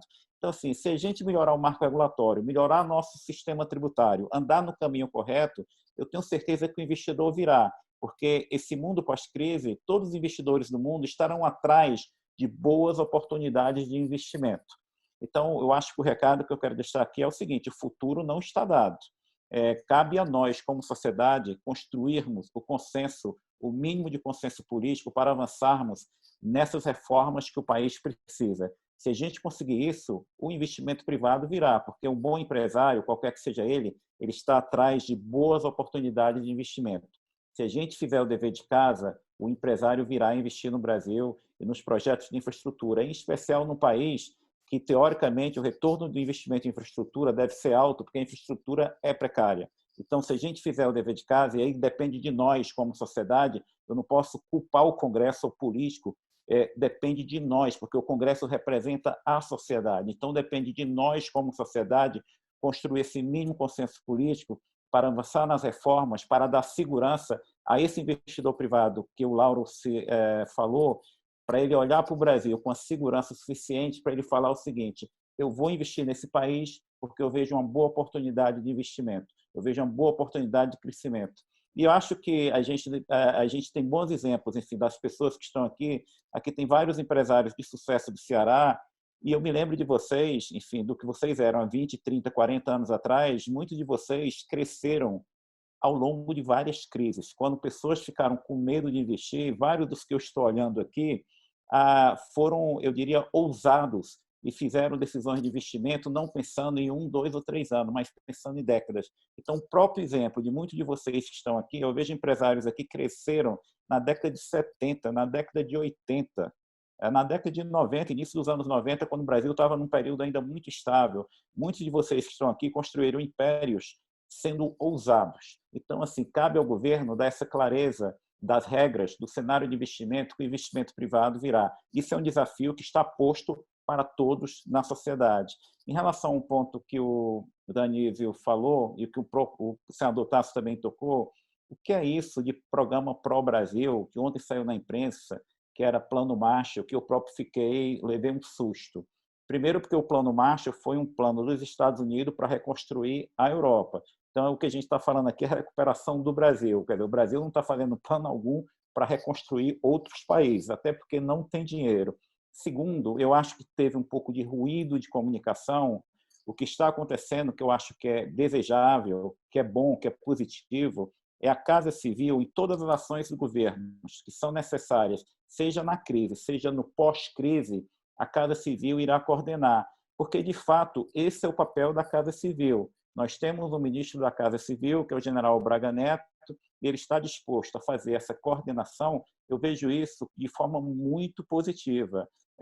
Quanto mais nós tivermos coordenação de ações de diferentes ministérios na Casa Civil, e fica mais próximo do presidente da República, eu vejo isso como algo extremamente positivo, algo que era necessário melhorar no governo. Então, eu acho que a gente ter a Casa Civil de forma muito ativa, coordenando ações de diferentes ministérios, eu acho algo positivo. Eu acho que houve um ruído de comunicação, não teve nada em desacordo com o Ministério da Economia. Todo o governo sabe que, para a gente retomar o crescimento, a gente vai precisar do investimento privado. A gente vai precisar muito do investimento privado. Por isso que será tão importante toda essa agenda de concessão e mesmo de privatização do pós-crise e as reformas estruturais. Quanto mais coordenado isso estiver no âmbito da Casa Civil, melhor. Então, não há briga política alguma dentro do governo, não há nenhuma diferença de opinião, de visão do que precisa ser feito e os demais ministérios do governo. Há uma sintonia muito fina, há uma concordância que o governo tem que avançar com apoio do Congresso Nacional. E quando eu falo apoio, significa que o governo tem que construir esse apoio por meio do bom debate político para aprovar as reformas necessárias para, de fato, no pós-crise, a economia brasileira se recuperar de forma mais rápida. Esse plano que foi chamado Pro Brasil vai ser um crescimento muito grande de investimento público, como eu falei, não. A gente, depois da crise, a gente vai ter que continuar com o ajuste fiscal, porque o nível de dívida vai estar muito alto. A gente vai precisar do setor privado. E, sendo otimista, como o Marcos falou, o Brasil tem vários problemas que decorrem de décadas. Então, cabe a nós, como sociedade, dar solução para esses problemas. O futuro de um país não está dado. O futuro de um país depende, enfim, de escolhas sociais que são feitas pela sociedade por meio do seu governo eleito e por meio do Congresso Nacional, que são os representantes legítimos do povo. Então, a gente tem, mais uma vez, a gente tem que fomentar muito o debate político, a gente tem que ter clareza dos desafios, porque se não der certo, conscientemente ou não, são escolhas nossas. Muitas coisas que hoje a gente aponta como errado, por exemplo, a gente destacou muito aqui esse sistema tributário caótico. Esse sistema tributário caótico, conscientemente ou não, ele foi construído por nós ao longo de décadas. E agora a gente tem que resolver esse problema. Então, terminando, não há nenhuma diferença de opinião entre o Ministério da Economia e o resto do governo. O que há agora, e eu acho saudável, eu acho salutar, é uma ação mais coordenada de todas as ações ministeriais por meio da Casa Civil e, novamente, a recuperação da economia, a forte recuperação da economia, que dará um certo horizonte de certeza ao empresário para retomar o seu investimento, vai depender muito da nossa capacidade do governo propor e de convencer o Congresso para aprovar essas várias reformas estruturais que há anos a gente vem colocando como sendo muito importante. Mas a recuperação vem pelo setor privado. O setor público entra muito mais no seu papel de propor medidas ao Congresso e trazer o Congresso para o bom debate político para aprovar essas medidas, e não ele, setor público, sendo diretamente o investidor, porque hoje o setor público não é investidor, não tem capacidade de ser o grande investidor, e o passado nos ensina que isso não funcionou. Ok, obrigada, Mansueto. Nós vamos acelerar aqui. Eu vou pedir ao Edson Neto para dirigir a pergunta ao Marcos Lisboa. E, na sequência, Edson, eu já vou fazer uma pergunta de um membro nosso, também para o Marcos Lisboa, e o Marcos responde as duas de uma vez, e depois eu passo para o Mauro para iniciar as perguntas da imprensa. Perfeito, Anília. Primeiro, parabéns, Anília, pela organização, todos que organizaram esse evento. Parabéns também ao senador Tasso pelas palavras, pela clareza como expõe o conhecimento que tem dessa vivência.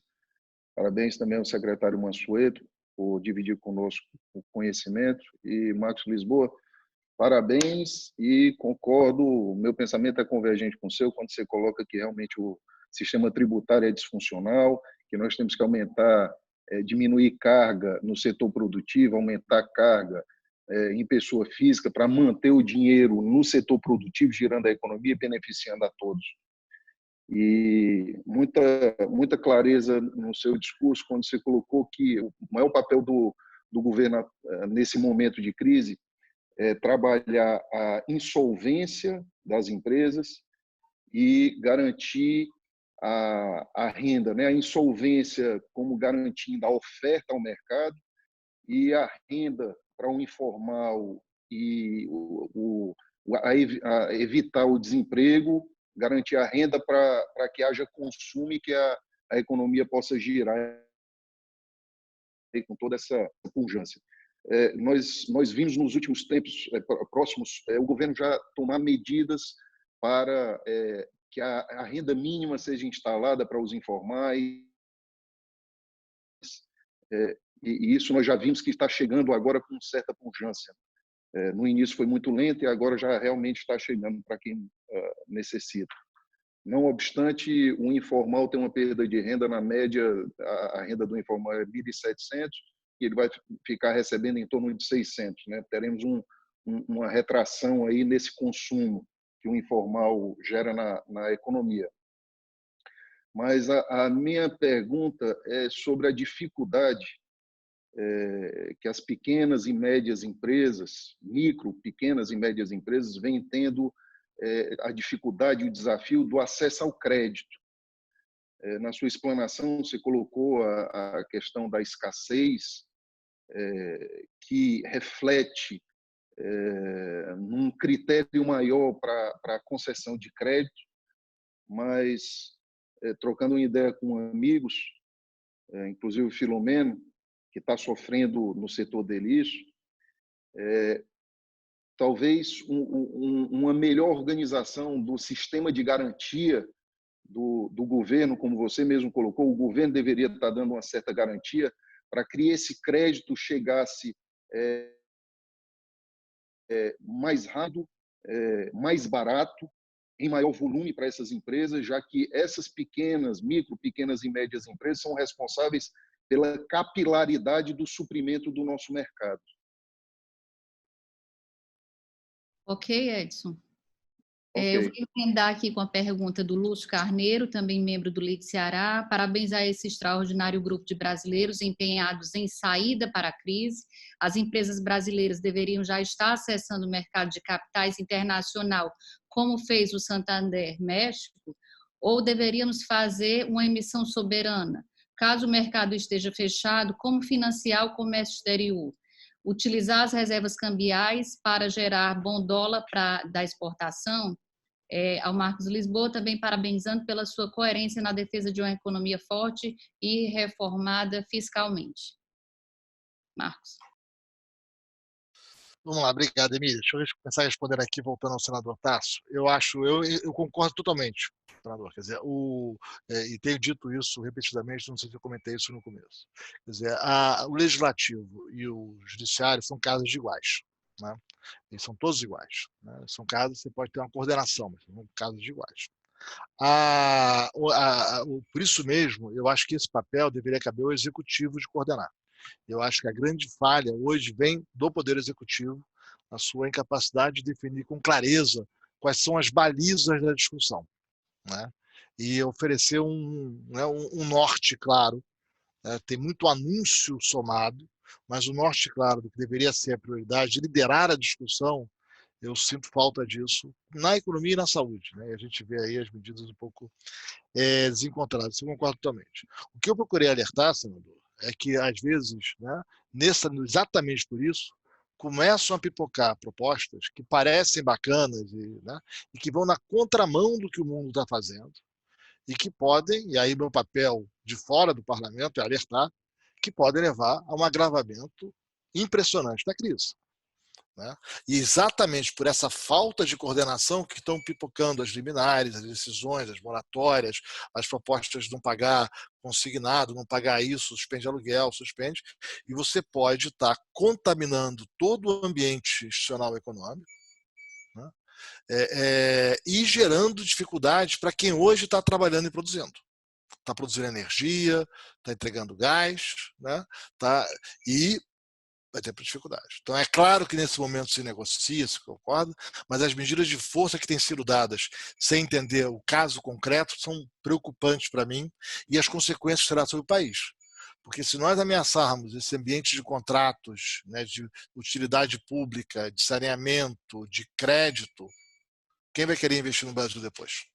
Como é que vai ter investimento no país? Como é que vai se dar isso? Essa é a preocupação. Nós já temos a dificuldade hoje. O Brasil já é um país com uma taxa muito baixa de investimento há muitos anos. E nós vamos agravar esse quadro. Então, eu quis manifestar aqui a minha preocupação. Fico ainda mais preocupado quando muitas dessas propostas vêm sem análise técnica, né? Sem ter qual é o impacto, quem vai pagar a conta, como é que vai ser. Quer dizer, será que você garante justiça social tributando pessoas jurídicas? Não. De novo, pode ter um fundo de pensão com pessoas muito pequenas, acionistas de um grande banco, de uma grande empresa.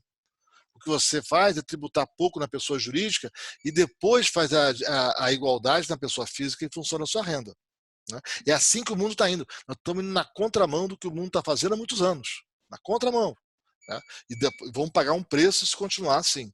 E eu fico surpreso, e aí eu acho que é no papel do executivo, de a cada medida dessas fazer análise como é que é no resto do mundo, quais são as evidências, qual é o impacto, para ajudar o debate, como disse Mansueto. Eu temo que os investidores estrangeiros estejam indo embora do Brasil. Então, complementando um pouco, há já bastante tempo, e acho que a continuar desse jeito, vão continuar a ir embora do Brasil, né? Então, essas preocupações.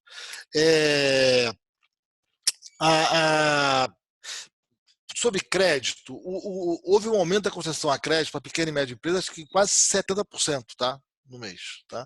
Agora, o problema é que está se esquecendo de temas complicados. Se a empresa tem problemas com o INSS, você não pode dar crédito. Você tem regras nesse mercado, regras públicas, né? Regras de como é que funciona. Né? Então, eu acho que tem um pouco de, às vezes, de umas análises mais rápidas, sem analisar os detalhes do que está acontecendo. E a dificuldade para as grandes empresas e para outras é a questão das garantias e de rompimento de contratos, que está ficando sério. Na questão externa, eu acho que a gente o Brasil está se atrapalhando bastante na questão externa. Tanto com os parceiros comerciais, talvez nossos parceiros mais importantes como a China, como não entendendo que esse atabalhamento, nessa reação descoordenada à dificuldade, está piorando a credibilidade do Brasil, que já não vinha boa dos mercados externos. Não tivemos toda essa saída de recursos do país nos últimos tempos à toa. Então, aqui eu me preocupo. Por fim, voltando, não quero aqui, não é uma pergunta para o Mansueto, mas eu quero fazer uma constatação só, que já desde o ano passado, muito antes da crise, já havia sinais do governo de retomar uma agenda nacional desenvolvimentista. A gente viu a capitalização da EGPROM, né, no fim do ano, a ideia de fazer navio no Brasil, discussões de autoridades do governo de fazer um banco para financiar a defesa, ideias de talvez botar gastos da defesa na EGPROM para ficar fora do teto do gasto. Então, tem um pouco essa agenda que eu acho preocupante, porque nós tentamos isso no governo Geisel, e foi um fracasso imenso. Tentamos isso no governo Lula-Dilma, foi outro fracasso. Então, são sinais que eu espero que sejam apenas sinais e o que esteja apenas acontecendo seja uma tentativa de coordenação, mas a EGPROM está aí e está capitalizada. Né? Então, é um problema que preocupa bastante essa falta de clareza de qual é a agenda econômica do momento. E eu enfatizo, concordando, senador Tasso.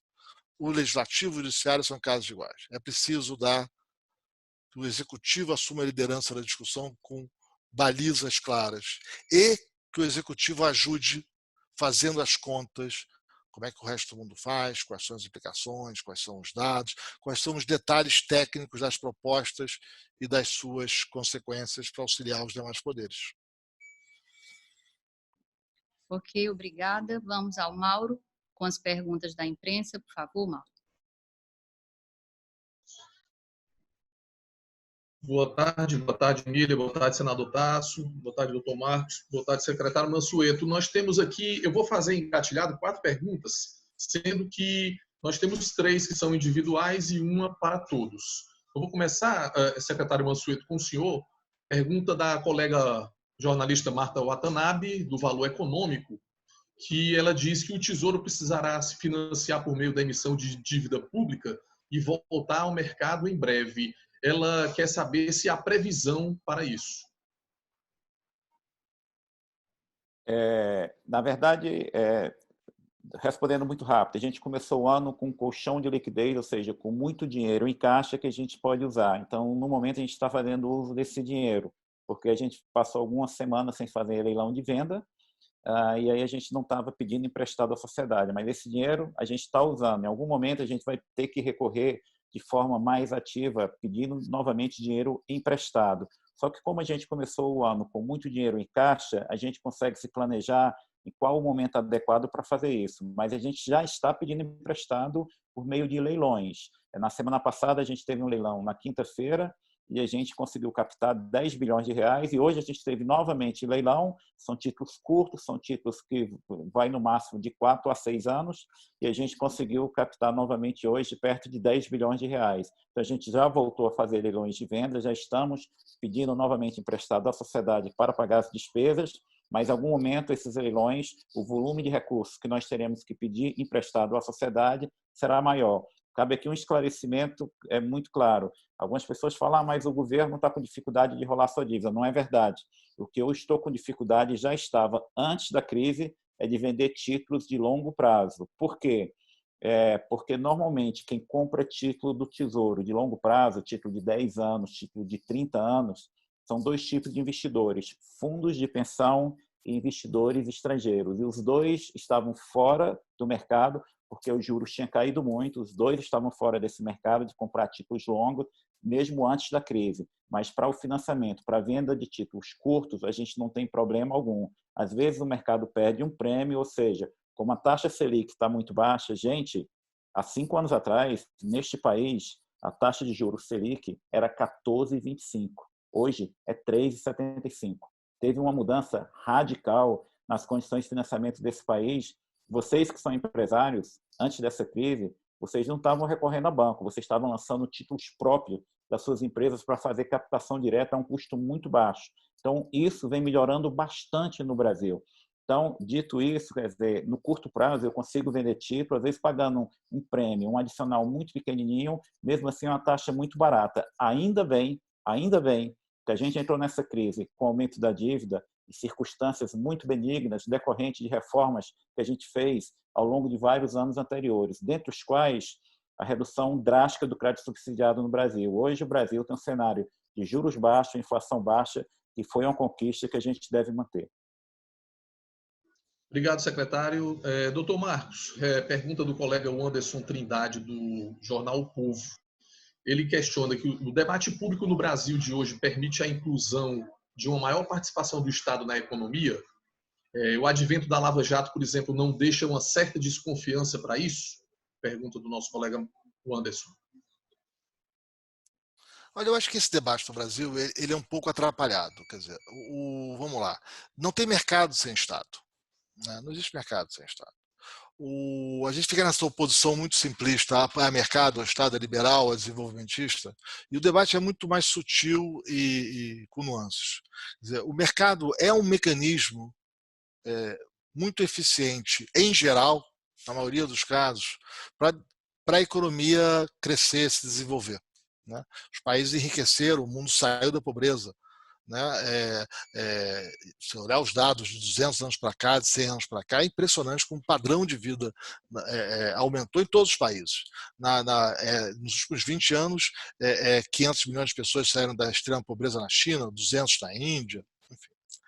A mudança é notável. Agora, ele é um mecanismo para isso que funciona em geral. Né? E tem várias áreas, setores que nós sabemos que há problemas e a regulação estatal é importante. Né? E aí não é simplesmente o voluntarismo do Estado resolve o que fazer. Tem técnica para isso. Como regular um setor elétrico não é a mesma coisa como regular outras áreas importantes da economia. Né? A maneira como o Estado intervém faz a maior diferença.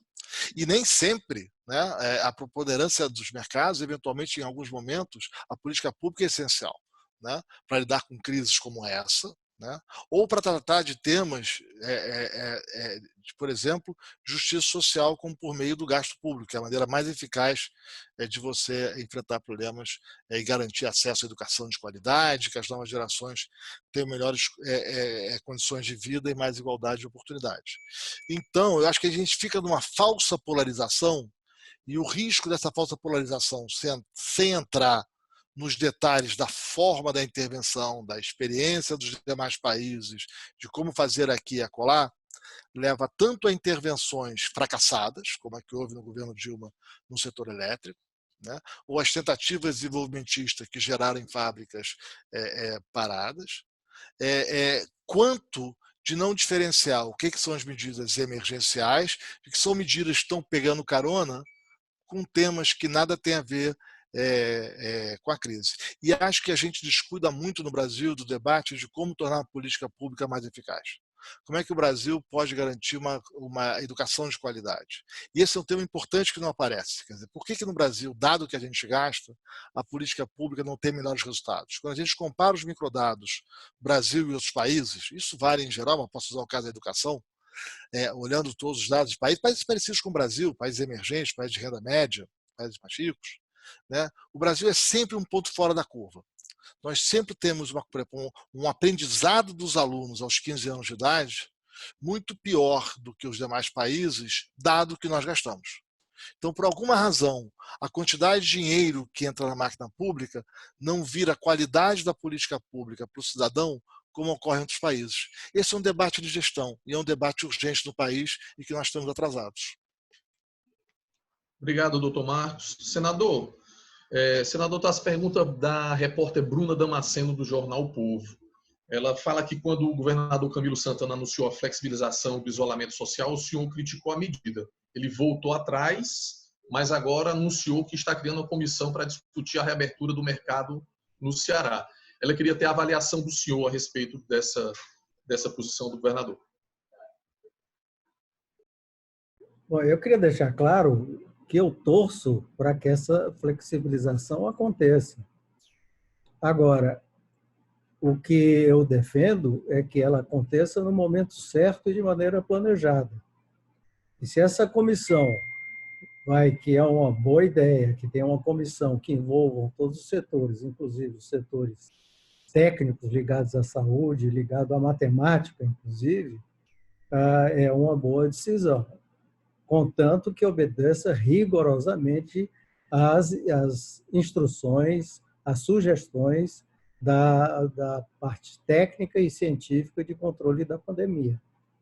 Quanto mais cedo isso acontecer, claro que seria melhor, mas de maneira precipitada seria um desastre para os cearenses. Obrigado, senador. Temos uma pergunta aqui do colega Marcelo Corrêa, que é do jornal O Globo, que eu gostaria de direcionar para os três e aí ficassem à vontade para responder. Ele quer insistir no papel de investimento público no plano desenhado pelo governo.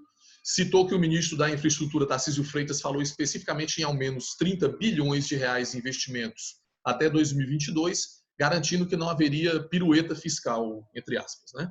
Esse montante em investimentos públicos, os senhores consideram viável, considerando a necessidade de ajuste fiscal?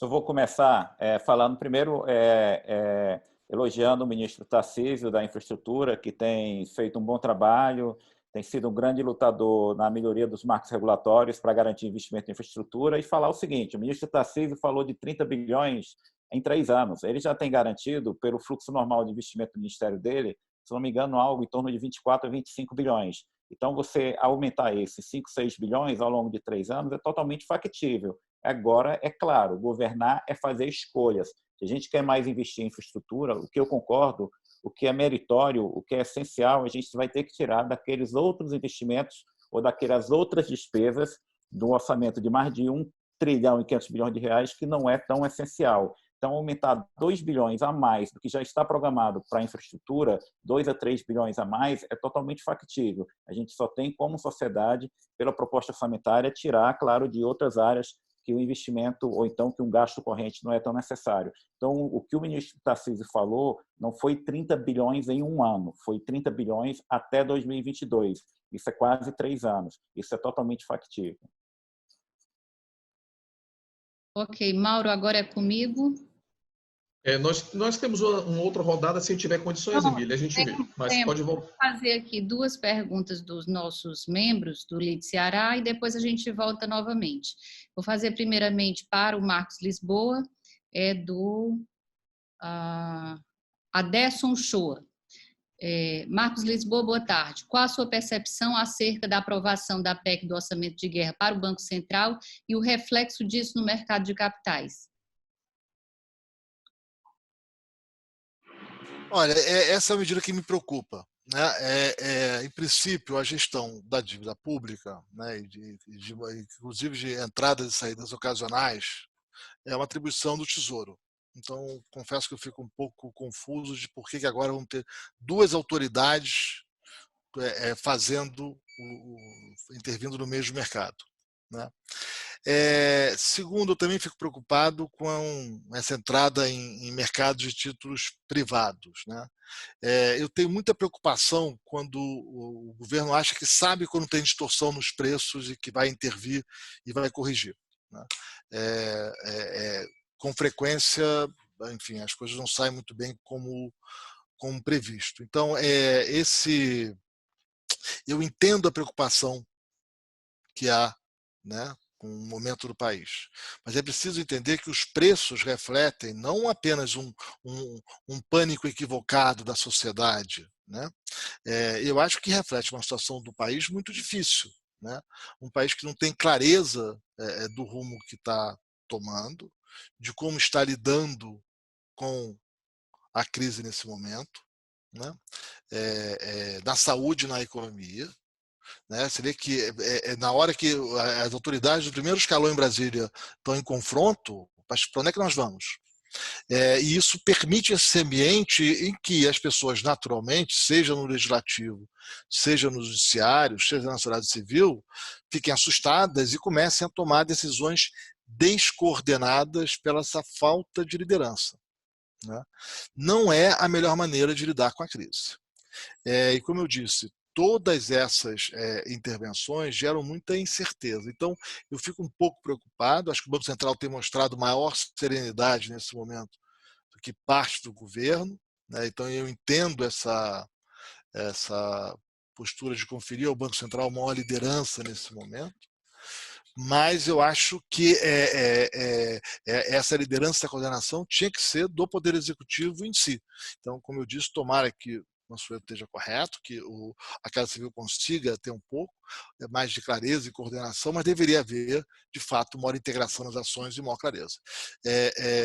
Eu acho que se nós ampliarmos essas intervenções descoordenadas, uma autoridade para a direita, outra para a esquerda, aí tem uma lei assim, uma lei assado, uma liminar para cá, e não tem um andamento geral, enfim, essa crise pode deixar consequências severas para o país e, enfim, nós temos que evitar sair dessa grave crise para entrar numa longa depressão, né? E a maneira como nós vamos sair dessa crise vai depender muito de conseguir coordenar as ações nesse momento. Ok, agora uma pergunta para o Mansueto, do Carlos Prado, da Itaueira, também membro do LIDE Ceará. Consta como riscos fiscais administrados pela Secretaria do Tesouro 16 bilhões dos fundos constitucionais. Instituições empresariais do Norte, do Nordeste, têm proposto a renegociação da dívida não rurais, das dívidas não rurais do FNE e FNO já lançadas como prejuízo.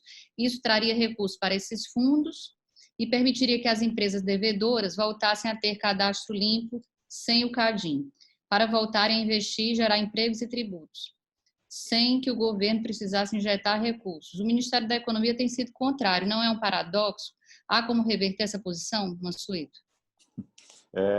Primeiro, quer dizer, vamos por parte. Sim, qualquer questão que envolve renegociação de dívida, seja pública ou privada, quer dizer, a princípio, o Ministério da Economia ele faz parecer de acordo com o marco jurídico vigente.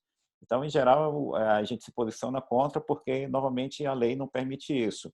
O gestor público ele não tem a capacidade, e ainda bem que ele não tem a capacidade, de falar o seguinte: olha, eu perdoo esse seu débito, eu perdoo essa sua dívida, eu perdoo esse seu débito.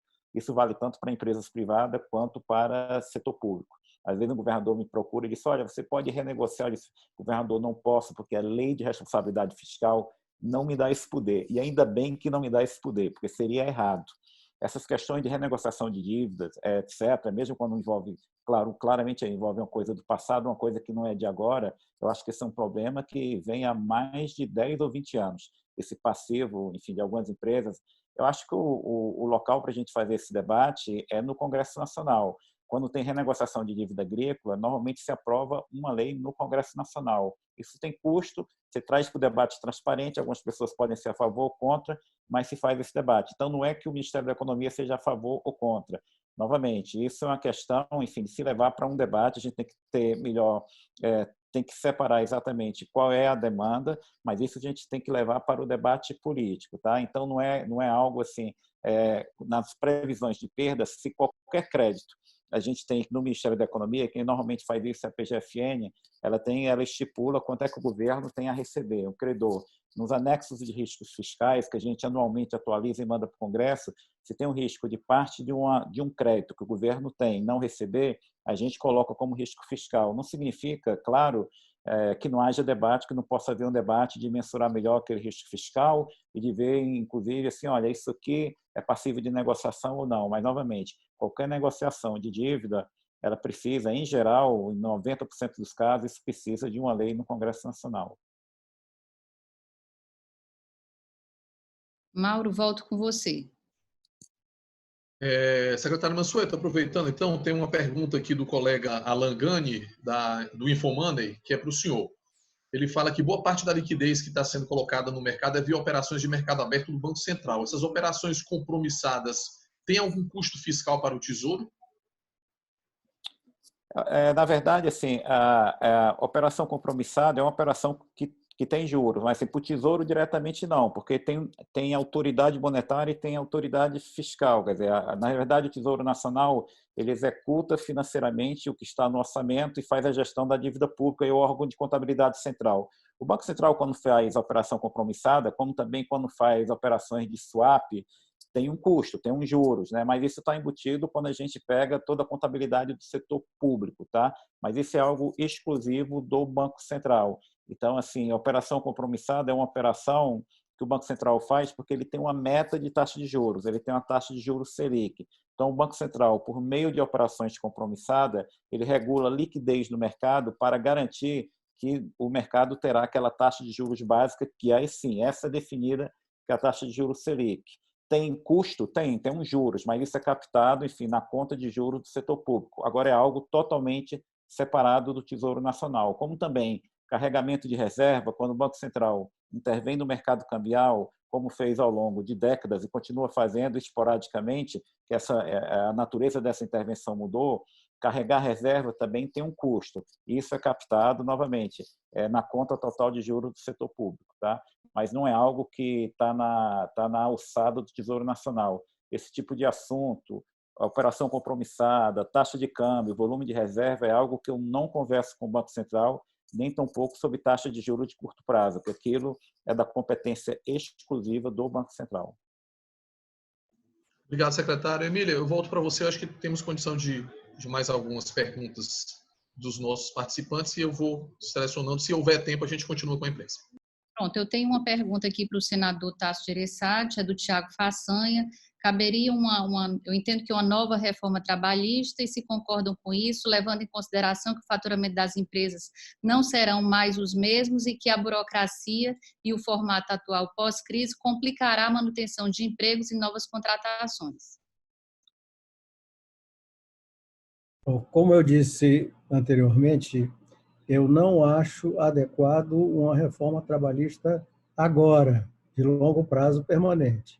Nós estamos vivendo um momento diferente e um momento de crise muito grave, e qualquer discussão permanente vai sair distorcida. E como vai sair o mercado na frente, ninguém sabe, nem eu sei. E acredito que pode ser que haja alguma discussão sobre alguns pontos. O mundo todos acham que os negócios vão sair diferente, o mundo vai sair diferente, mas vamos deixar essa discussão para o momento adequado. Agora não. Mauro, é com você. Emília, a gente tinha feito essa, né, da Infomoney já foi. Eu gostaria também aqui para todos os participantes do Marcelo, novamente do Globo, que o governo anunciou ontem o Plano Pro Brasil de retomada econômica após a crise, se será necessário flexibilizar o teto de gastos, considerando as restrições fiscais.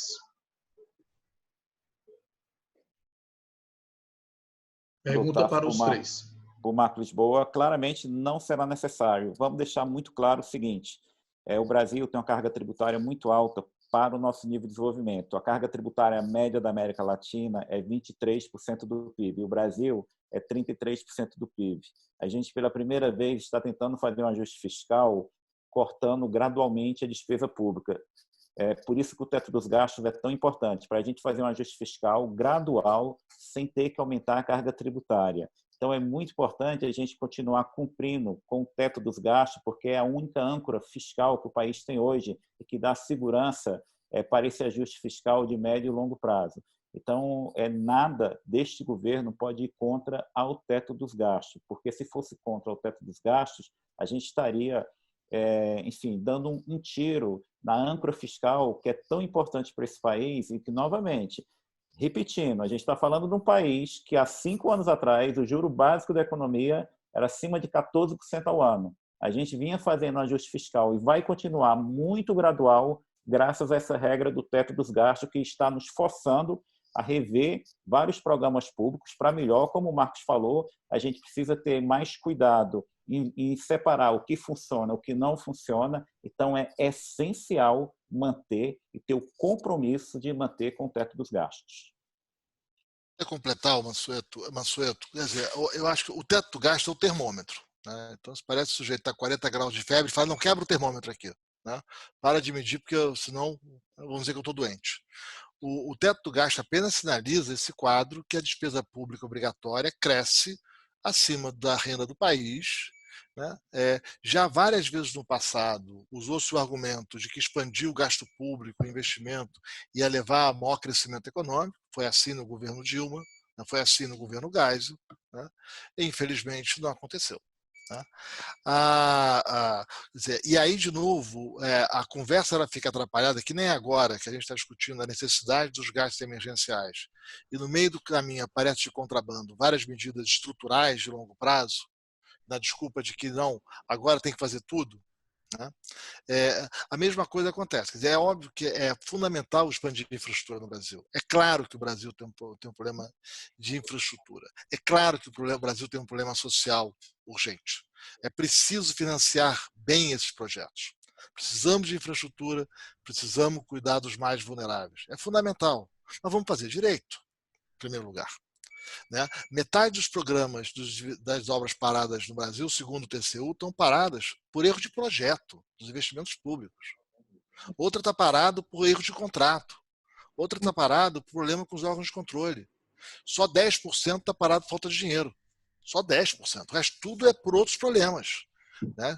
Então temos que resolver esses problemas. Por que nós não conseguimos botar investimento público direito no Brasil, né? Por que nós não conseguimos ter um marco regulatório para viabilizar o investimento privado? Qual é a dificuldade de ter investimento em infraestrutura? O que nós fazemos de tão atrapalhado? Como o Mansueto disse, no Brasil acaba sendo tudo mais caro, porque é muito mais difícil fazer aqui. E em algumas áreas, dada a incerteza, o setor privado resolve não investir. Em áreas que aparentemente o Brasil deveria estar explodindo de investimento com infraestrutura. Então é preciso mergulhar nos problemas. Da mesma maneira, é preciso entender por que nós temos um Estado tão caro que ao mesmo tempo gera tão pouco serviço para a população. Tem áreas que são melhores, como o SUS, tem alguns programas eficazes, como o Bolsa Família, mas tem muitos recursos que entregam bem menos do que deveriam quando se compara com os dados de países parecidos com o Brasil. Então, acaba ficando essa discussão do teto, ela acaba funcionando como anteparo para a discussão verdadeira. Será que nós gastamos demais com a máquina pública nos estados? Será que a máquina pública em si é muito cara nos estados? Será que tem muitos recursos que acabam saindo do cidadão e não voltam para o cidadão e se perdem com uma gestão ineficiente? Então, acho que tem um debate importante. O teto dos gastos, ele é o termômetro que fala, olha, gente, nós temos um problema. Um país que está empobrecendo, está cada vez mais pobre, estamos ficando para trás, já vimos ficando para trás em relação ao resto do mundo, agora nós estamos empobrecendo em relação a nós mesmos, né? Mal conseguimos crescer o que cresce a população. Então temos que enfrentar um problema de que a nossa máquina pública, em geral, ela não funciona bem. Ela é cara com poucos resultados. E vamos enfrentar esse debate, né, que é um debate difícil, que o Brasil se recusa a fazer há muito tempo, e torná-la mais eficiente e, eventualmente, obter os recursos para poder fazer mais investimento, cuidar melhor da saúde, cuidar melhor da educação, né? Sem asfixiar o setor privado, que uma parte importante, está desistindo do Brasil. Senador, por gentileza, o senhor considera, então, necessário flexibilizar o teto de gastos? A gente queria ouvir as considerações do senhor também.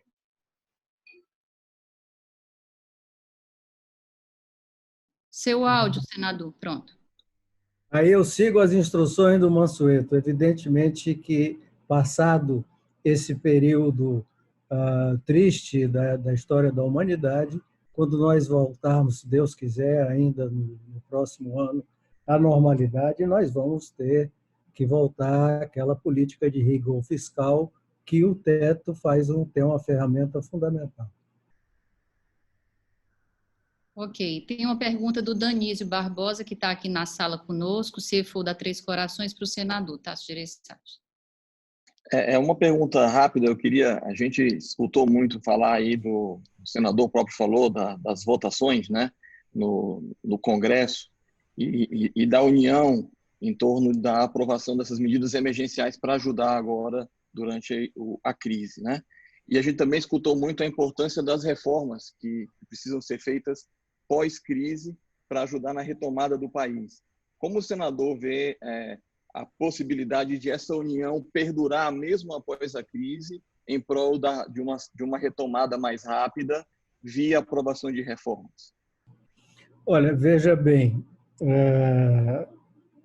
vamos supor que a crise esteja no nível de controle e o desenvolvimento dos trabalhos tenha alguma normalidade a partir de julho, agosto. Nós vamos ter, em outubro, eleições. Tradicionalmente, historicamente, dentro do Congresso, quando existem eleições mesmo municipais, os congressistas voltam para os seus estados para acompanhar as eleições municipais, prefeitos do interior, prefeitos de capitais, etc. Então, a probabilidade de um segundo semestre ter alguma votação importante, tipo reforma tributária, eu não acredito, porque essa não une, não é uma discussão que exista um consenso ao redor dela. E aí não é questão de direita ou esquerda, aí é questão de estados, municípios, união, industriais, agricultores, são diversos grupos de serviços, são diversos grupos que têm interesses diferentes e divergentes. Algumas medidas dessas que nós discutimos, tipo a emergencial, que estava sob discussão no Senado, a PEC emergencial, se não me engano o nome, que era com o senador Iovisto. Uma como essa, eu acredito que, em função dos problemas que já vão começar a aparecer fiscais no segundo semestre, podem sim ser votadas.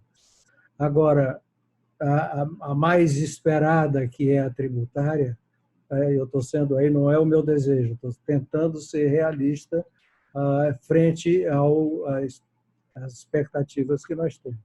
Agora, eu vou ter que sair já, mas eu queria fazer um alerta aos cearenses. Atenção, cearenses, se vocês observaram o discurso do Mansueto, ele saiu de várias perguntas de fininho, driblando, está um político perfeito, e do PSD velho. Temos aí eu deixo uma pergunta no ar, temos um candidato? Olha só, senador. Senador, aguarde uma última pergunta que o Mauro Costa tem, que é para os três, não é isso, Mauro? E aí, depois nós já vamos concluir. Isso. Na verdade, a pergunta para os três, que é feita pelo Tunay Peixoto, que é do jornal O Otimista. Sempre se falou em capitalismo à brasileira, com forte participação estatal, ora estimulando, ora socorrendo a iniciativa privada. Ele quer saber, na opinião dos senhores, se essa característica deve ser ampliada em decorrência da crise causada pela Covid-19. Marcos Lisboa. Olha, eu queria ter o Estado cumprindo a sua missão, né? Como eu queria também que o Estado em 2008, 2009, 2010 tivesse cumprido a sua missão e não criado novos problemas para frente, né? Então, acho que, como eu disse, política pública, Estado e mercado, eles se combinam, né? O mercado funciona em geral bem, a maioria dos setores, nem em todos e nem em todo momento. E saber usar a política pública nos momentos necessários que se fazem, ou onde ela tem uma importância permanente, é um segredo da boa gestão, né? E eu acho que, infelizmente, quem sabe essa crise faça a gente mergulhar nesses problemas que até hoje nós deixamos de lado, preferindo essa polarização